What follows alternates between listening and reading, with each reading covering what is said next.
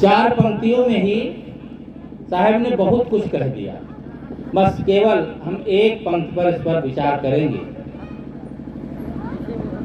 साहब ने कहा कि भंवर उड़े बग बैठे आई। आप लोग जानते हैं भंवरे काले होते हैं और बगुले सफेद होते हैं। जब बचपन होता है जवानी तक तो सबके बाल लगभग काले होते हैं और बुढ़ापा आता है तो बाल सफेद होने लगते हैं। तो साहब यहाँ कहना चाहते हैं कि जैसे काले बाल चले जाते हैं और सफेद बाल हो जाते हैं, यानी जवानी बीत गई बुढ़ापा आ रहा है, वैसे ही हमारे सबके जीवन की दशा है। बचपन से जवानी तक हम लोग काले बालों में रहते हैं। बड़ा जोश रहता है कि हम बहुत कुछ कर रहे हैं, बड़ा मकान बना दिए, बहुत उन्नति कर दिए। संसार की उपलब्धि को ही हम अपनी उन्नति मान लेते हैं और पूरा जीवन केवल इसी में खपा देते हैं। भौतिक उन्नति ये हमारी अपनी उन्नति नहीं है।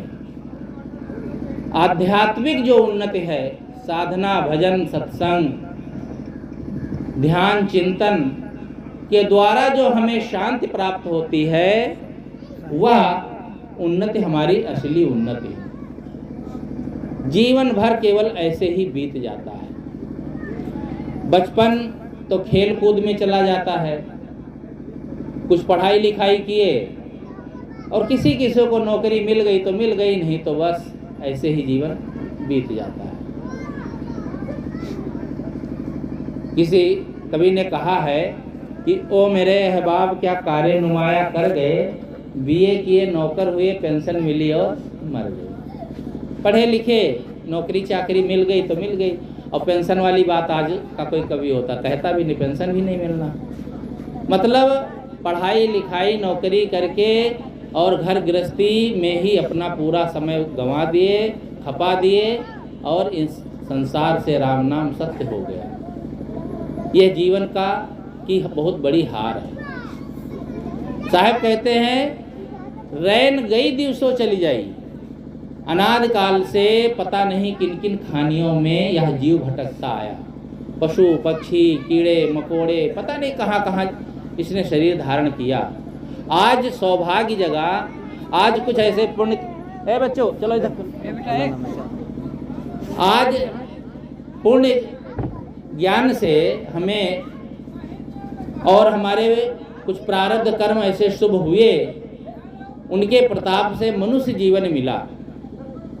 लेकिन यदि भजन सत्संग अध्यात्म का जीवन नहीं जी रहे हैं तो ये भी बेकार ही चला जाएगा। हम अपनी क्या पूंजी तैयार कर रहे हैं?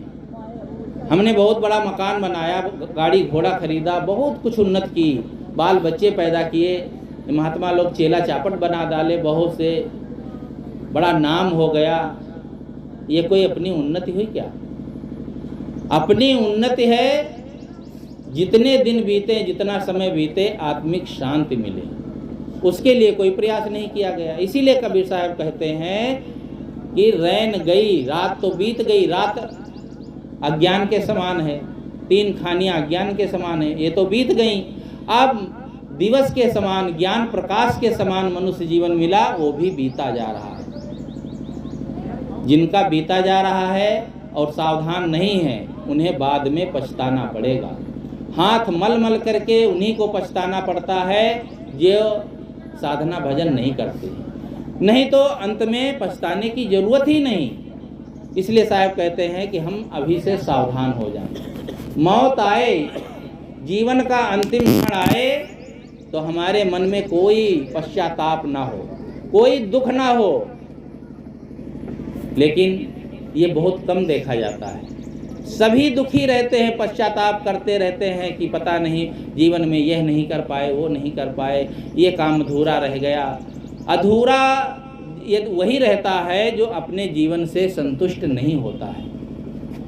दुनिया में सब प्रकार के मनुष्य दिखते हैं,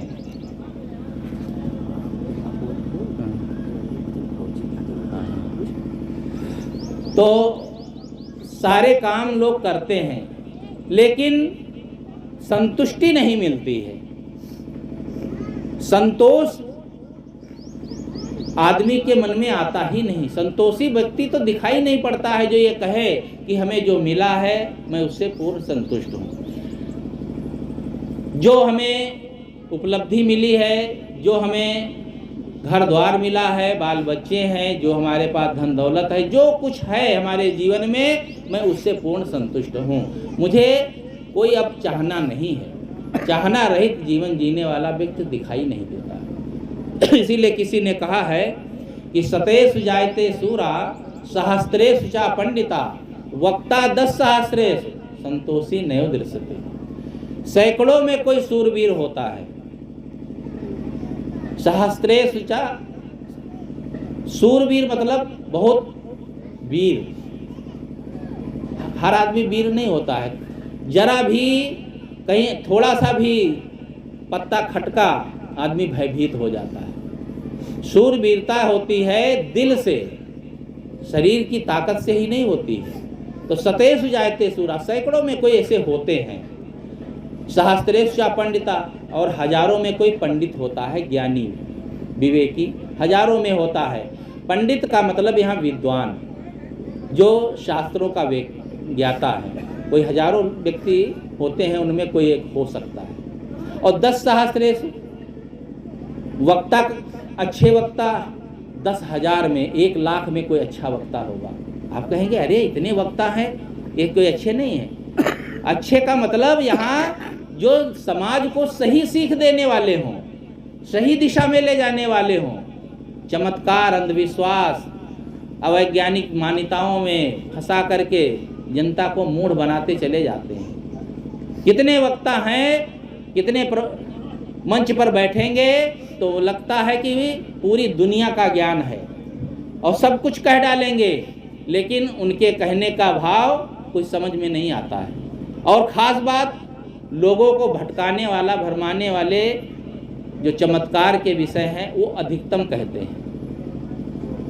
ये अंगूठी पहन लो तो ये लाभ हो जाएगा, और ये मंत्र का जाप कर लो तो ये हो जाएगा, वो हो जाएगा, पता नहीं क्या क्या सुनाते रहते हैं। ये समाज को दिशाहीन करने वाला वक्तव्य है।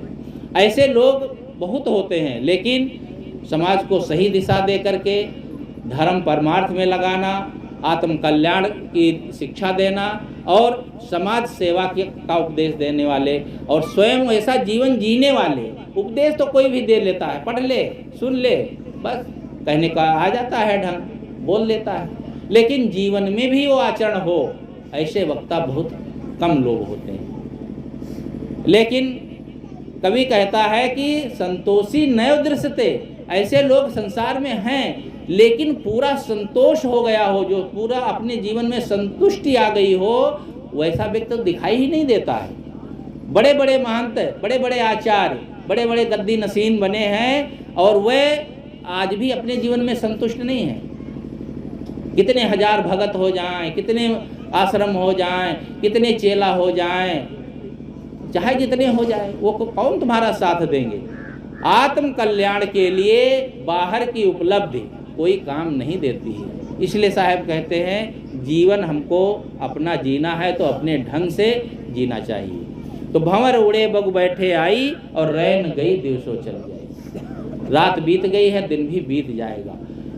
ये सावधान नहीं हुए, जब मौत आती है, अंतिम समय आता है। मौत कोई मनुष्य थोड़े है जो कोई आता है और आपको ले जाता है, बस केवल सांस चल रही है, ये सांस रुक जाती है, बस जीव शरीर से निकल जाता है। इसमें कोई बहुत बड़ी घटना थोड़े घटित होती है। जैसे हम रात में सोते हैं 4-6 घंटा तो सब भूल जाता है, तो मान लो छोटी मौत है। और जब शरीर छूटता है तो भी सब कुछ भूल जाता है, वह बड़ी मौत है, बड़ी नींद है।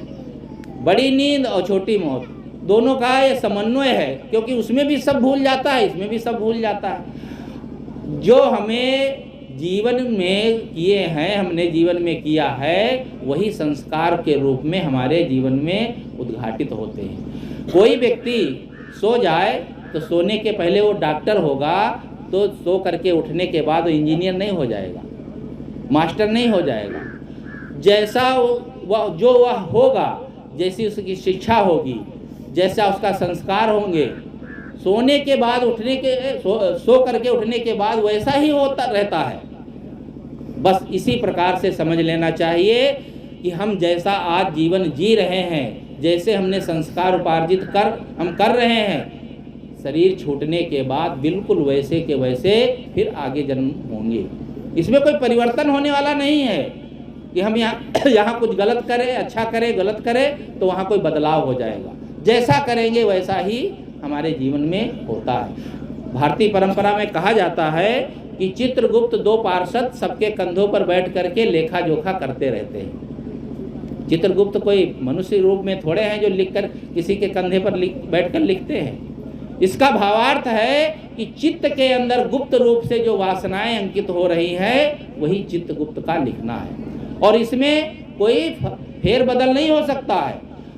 मोबाइल की मेमोरी हो, चाहे ऑडियो रिकॉर्डिंग हो, कोई भी हो, अगर किसी कारण से गड़बड़ हो गया तो रिकॉर्डिंग चली जाती है, मिट जाती है, और उस पर नई रिकॉर्डिंग भी भर सकते हैं।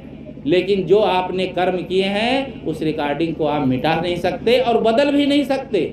जैसे संस्कार बन गए बस वही संस्कारों के अनुसार आपका जन्म होगा और आपकी गति होगी। इसलिए जीवन को हमें समझना चाहिए। अंतिम समय आए उसके पहले सचेत हो जाए, लेकिन पूरा जीवन बीत जाता है, हाय हाय करते बीतते। कितना बना लोगे? जो 10 20 50 भय सत होय हजार तो लाख मंगेगी, और कोटि अरब खरब असंख्य पृथ्वी पति होने की चाह जगेगी। स्वर्ग पताल की राज करें तुलसी, स्वर्ग पताल की राज मिले तो भी तृष्णा अति आग लगेगी।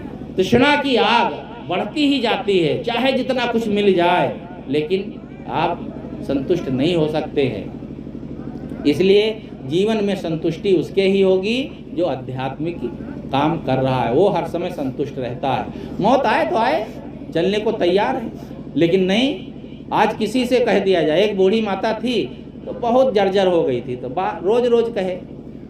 कहानी तो काल्पनिक होती हैं, लेकिन उससे जो शिक्षा मिलती है उसे लेना चाहिए। अरे भगवान का लगता है रजिस्टर कहीं खो गया है, हमारा पन्ना कहाँ चला गया, पलट के हमारा नाम ही गायब कर दिए, हम भगवान कब छुट्टी देंगे। कहानी कहती है एक दिन रात में उसका जोर से किसी ने पैर पकड़ा। कहा कौन हो बहनी? कहा मैं मौत हूँ, रोज रोज बुला रही थी, भगवान पन्ना पलट गया, पन्ना तुम्हारा खुल गया, चलो। अरे बहनी हम का ले जाए, का करी हो, घर में जवान जवान बहू पतो हैं, लड़का हैं, उनका ले जाओ। अब बताओ, रोज रोज वह खाली कह रही थी, लेकिन जब मौत आ गई तो बस जवान जवान हैं उनको ले जाओ, हमें क्या करोगे। दरअसल वह मन से थोड़े लोग जाना चाहते हैं, केवल ऊपर ऊपर कह देते हैं बस। इसलिए जीवन में समझना चाहिए, और इसमें हमें कभी भी ये नहीं सोचना चाहिए कि ये जो हम काम कर रहे हैं यह काम हमारे अलावा कोई दूसरा कर देगा। जो हम करते हैं वैसे ही संस्कार बनते हैं। कोई भगवान देवी देवता इसका न संचालन करने वाला है, न तो कर्मों का फल देने वाला है, और न माफ करने वाला है। मैं विस्तार से नहीं कहूँगा, अब सब लोग समझते हैं, सब साधक हैं, संत हैं, तो सब लोग जानते हैं। ये सब जो भूल भुलैया में लोग पड़े हैं उससे हमें सावधान होना है, नहीं तो अंतिम में पछताना ही पड़ेगा। कैसे? एक उदाहरण के माध्यम से मैं कहकर अपनी बात समाप्त करूँगा। एक आदमी था, कहानी तो पौराणिक है लेकिन उससे सीख बहुत मिलती है। वो आदमी अपने खाट पर दरवाजे पर लेटा था, खाट पर। बस जैसे ही सोया था तब तक एक आदमी आकाश से उतरा, विचित्र भेष था। तो घबरा गया, उठ करके बैठ गया और कहा भाई आप कौन हैं और कहाँ से आए हैं? कहा मैं यमदूत हूँ, यमलोक से आया हूँ, यमराज ने हमें भेजा है। कहा क्यों आए हैं? तो उसने निकाला जेब से पर्चा और दिखाया, कहा इतने लोगों का समय पूरा हो गया है, इनको ले जाना है। उसने हाथ में पर्चा लिया तो देखा उसमें तो 60 आदमियों का नाम लिखा है और पहला नाम मेरा ही है।